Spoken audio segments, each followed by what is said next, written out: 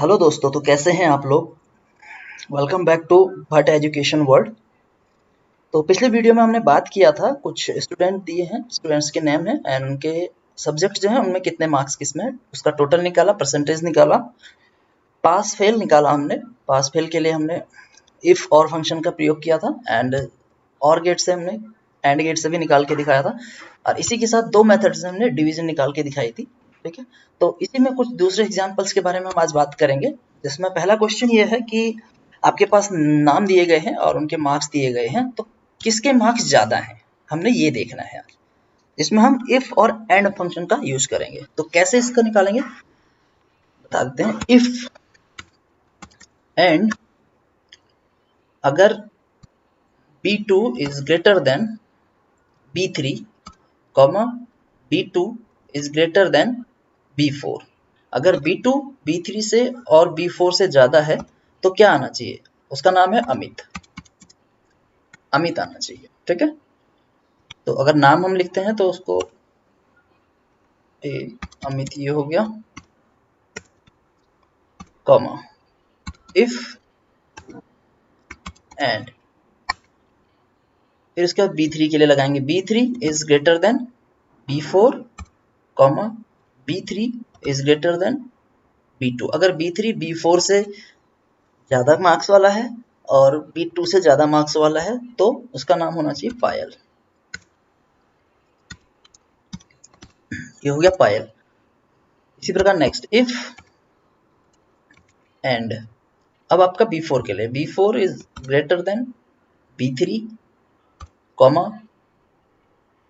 B4 is greater than B2। अगर B4 आपका B3 से बड़ा है और B2 से भी बड़ा है तो उसका नाम है सोडी। सोडी, ठीक है।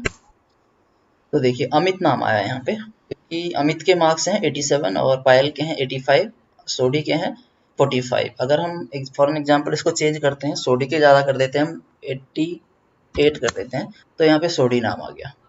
ठीक है, एंड पायल के अगर हम ज़्यादा कर देते हैं 95 कर देते हैं तो पायल आ गया। तो जिसके भी मार्क्स हम यहाँ पे ज़्यादा कर रहे हैं वो यहाँ पे ऑटोमेटिकली आ जा रहा है। ठीक है, तो इसके लिए मैं फॉर्मूला यहाँ पे आपको लिख के देता हूँ। ये हो गया फॉर्मूला आपका। ठीक है, इफ और एंड का यूज करने के साथ हमने ये निकाला। इसी के साथ दूसरा क्वेश्चन है डे, डेट डे और वीकेंड्स। ये हमने डेट दी गई हो और चलो डेट दी नहीं गई है, हम रैंडम ले लेते हैं कोई सा भी। तो आज अगर हम आज की डेट लेते हैं तो टुडे 1/9/2020। ठीक है, तो इसमें हम करेंगे 82 + 1, ये हो गया 2/9/2020। अब इसे ड्रैग कर देंगे नीचे तक, ये आपकी डेट आ गई। ठीक है, तो उसके बाद डे निकालने हैं। तो डे निकालने होंगे तो कैसे निकालेंगे, टेक्स्ट कॉमा 3 बार dd शॉर्ट के लिए एंड फुल में लिखना है तो 4 बार dd। ये आ गया आपका ट्यूसडे। ये ड्रैग डाउन हो गया, आपका सारे डे ऑटोमेटिकली आ गए। ठीक है, 1 तारीख को ट्यूसडे है एंड 2 तारीख को वेडनेसडे है, 3 तारीख को थर्सडे, ऐसे पूरा आपका नीचे तक आ गया। तो इसी में हम आपको देखेंगे वीकेंड्स कब कब है। क्वेश्चन ये है कि जैसे सैटरडे लिखा है, संडे है, सैटरडे और संडे हमारा वीकेंड होता है, तो सैटरडे और संडे के सामने सैटरडे संडे लिखा हुआ आ जाए और मंडे टू फ्राइडे यहाँ पे ब्लैंक रहे। ठीक है, मंडे टू फ्राइडे ब्लैंक रहे, सैटरडे और संडे आ जाए। क्वेश्चन फिर से समझिएगा, क्वेश्चन ये है कि सैटरडे और संडे के सामने सैटरडे और संडे लिखा हुआ आ जाना चाहिए। ऐसे सैटरडे ये हो गया और संडे ये हो गया और ये सारे ब्लैंक होने चाहिए। फिर से यहाँ पे सैटरडे होना चाहिए और संडे होना चाहिए। ये क्वेश्चन है, ऐसे लिखा हुआ आना चाहिए। तो इसके लिए हम क्या करेंगे,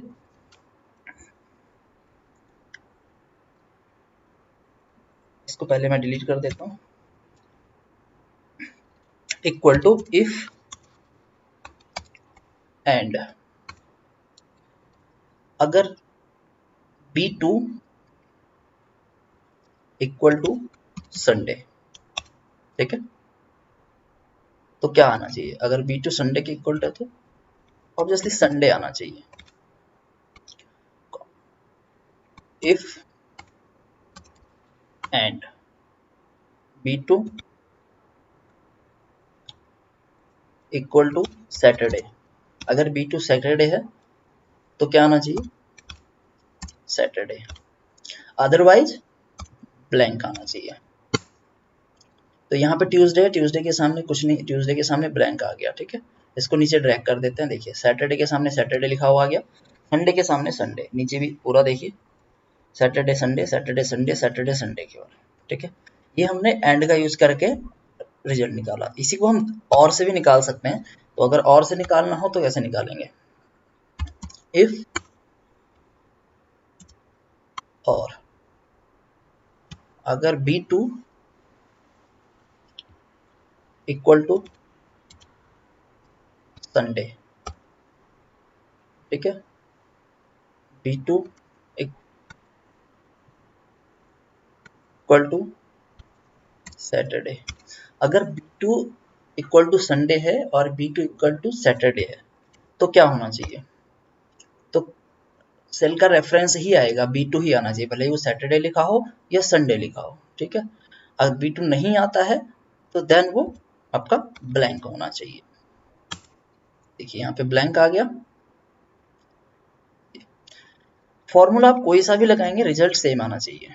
ये हमने एंड का यूज करके यहाँ पे एंड का यूज करके दिखाया था और यहाँ पे और का यूज करके, दोनों का फॉर्मूला मैं यहाँ पे लिख दे रहा हूँ। एंड के लिए जो हमने लगाया था फॉर्मूला टेक, ये हो गया, और से जो हमने निकाला था इक्वल टू फॉर्मूला टेक, ये हो गया। ये दोनों मैंने आपको फॉर्मूला यहाँ पे लिख दिए हैं, दोनों फॉर्मूला के द्वारा आंसर सेम ही आया। देखिए सैटरडे था, सैटरडे के सामने सैटरडे आ गया है, संडे के सामने संडे, और जो है वीकडेज जो हैं आपके मंडे ट्यूसडे वेडनेसडे फ्राइडे आपके ब्लैंक हैं, ठीक है। तो दूसरा क्वेश्चन यहाँ पे कंप्लीट होता है। आते हैं आप तीसरे क्वेश्चन पे। तीसरा क्वेश्चन है, कुछ सिटी हमें दी गई हैं, दिल्ली, गुड़गांव, जयपुर एंड मुंबई, और उनके स्टेट नेम दिए गए हैं, दिल्ली, हरियाणा, राजस्थान एंड महाराष्ट्र। तो क्वेश्चन ये है कि अगर हमारे पास दिल्ली यहाँ पे लिखा होता है, जैसे मैंने दिल्ली लिखा तो स्टेट ऑटोमेटिकली आ जाए यहाँ पे, मतलब मुझे दोबारा से इसे एंटर ना करना पड़े। ऐसे दिल्ली ऐसे कर सकता हूँ अगर डेटा कम हो मेरे पास, अगर डेटा ज़्यादा हो तो फिर मुझे ऐसे नहीं करना है। तो उसके लिए हम कैसे करेंगे, इफ अगर ये सेल आपका ये बनता है G3 इक्वल टू B3, अगर G3 आपके B3 के बराबर है, ठीक है, तो क्या आना चाहिए, यहाँ पे दिल्ली आना चाहिए, कॉमा, इफ फिर से G3 इक्वल टू G4 है तो क्या आना चाहिए, हरियाणा।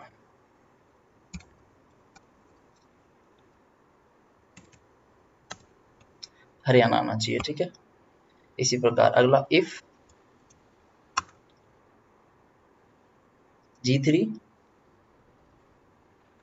इक्वल टू G5 है, सॉरी B5 है, तो आना चाहिए राजस्थान।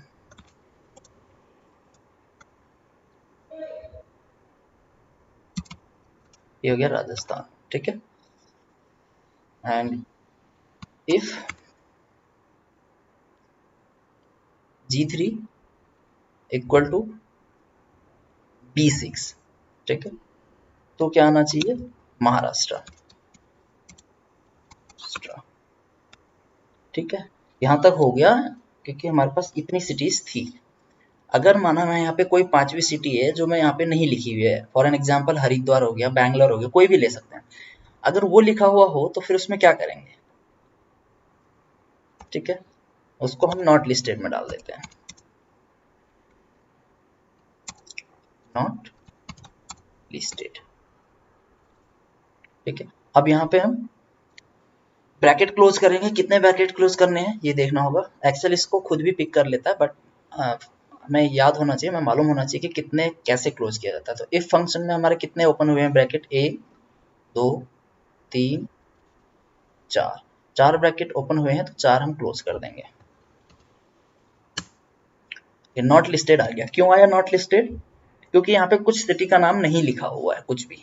फॉर एन एग्जाम्पल मैं यहाँ पे दिल्ली लिखता हूँ तो दिल्ली के सामने दिल्ली आ गया। गुड़गांव लिखता हूँ, गुड़गांव आ गया। और जो इस आपकी जो लिस्ट दी गई है, इसमें जो हमारे पास लिस्ट में नहीं है, अगर हम उसका नाम लिखते हैं, हरिद्वार लिखा, नॉट लिस्टेड आ गया। ठीक है, और इसको हम ब्लैंक भी छोड़ते हैं तो तब भी नॉट लिस्टेड आ जाएगा। तो इसमें एक हम डेटा वैलिडेशन भी लगा सकते हैं। जैसे हमें बार बार यहाँ पे सिटी का नाम एंटर करना पड़ रहा है तो डेटा वैलिडेशन लगा देंगे। डायरेक्ट डेटा पे गए, वैलिडेशन, लिस्ट पे जाके सोर्स पे हम यहाँ पे दे दिया। ओके, ये देखिए दिल्ली, दिल्ली आ गया उसके सामने, गुड़गांव हरियाणा आ गया, जयपुर राजस्थान आ गया, मुंबई महाराष्ट्र आ गया। और इसको मैं डिलीट कर दूं तो नॉट लिस्टेड आ जाएगा, या कुछ हरिद्वार डालता हूँ नॉट लिस्टेड आ जाएगा। बट यहाँ पे एरर भी दिखाएगा क्योंकि अब डेटा वैलिडेशन लग चुका है। डेटा वैलिडेशन में हरिद्वार सिटी नहीं है इस पे, देखिए, तो इसलिए वो एरर दिखा रहा है। You input the content does not confirm to the constraint. ठीक है, इस प्रकार से हम जो यहाँ पे नहीं वैलिडेशन में नहीं है तो अगर उसको हम यहाँ पे एंटर करते हैं तो आपका एरर शो करेगा, और केवल हम उसको ब्लैंक छोड़ देते तो नॉट लिस्टेड आ जा रहा है। और इसमें से डेटा वैलिडेशन जिस जिस सिटी पे लगा रखा है हमने, जो रेफरेंस लिया हुआ है, अगर वो एंटर करते हैं तो उसके सामने इसका स्टेट का नाम आ जा रहा है। तो ये 3 क्वेश्चन यहाँ पे आपके कंप्लीट हुए। ठीक है, इसके लिए भी मैं आपको फॉर्मूला बता देता हूँ कौन सा है।